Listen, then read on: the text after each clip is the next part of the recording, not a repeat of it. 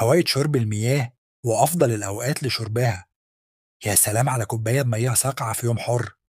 بس يا ترى عمرك فكرت المياه دي بتعمل إيه في جسمك؟ تعال أقولك، ويمكن تندهش. المياه مش بس علشان العطش، دي سر الحياة.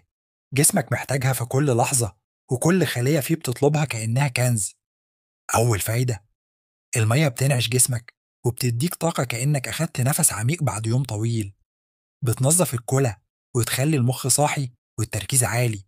يعني لو حاسس إنك مش مركز، خد لك كام رشفة مية وجرب.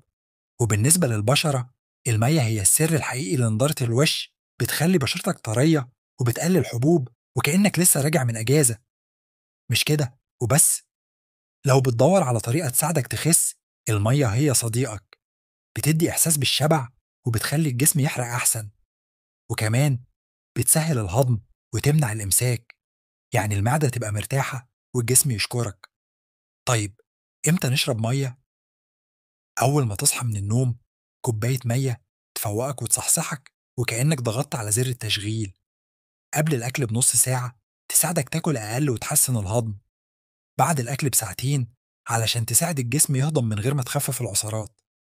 قبل التمرين وبعده علشان تعوض العرق وتحافظ على عضلاتك. وقبل ما تنام بساعة تشرب شوية مية تروي جسمك طول الليل. بس خد بالك، بلاش تشرب كمية كبيرة مرة واحدة. ادي جسمك المية على فترات، كأنك بتدلعه مش بتغرقه.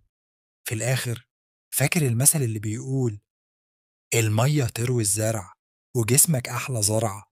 اسقيه صح، اشرب مية وخلي جسمك يشكرك.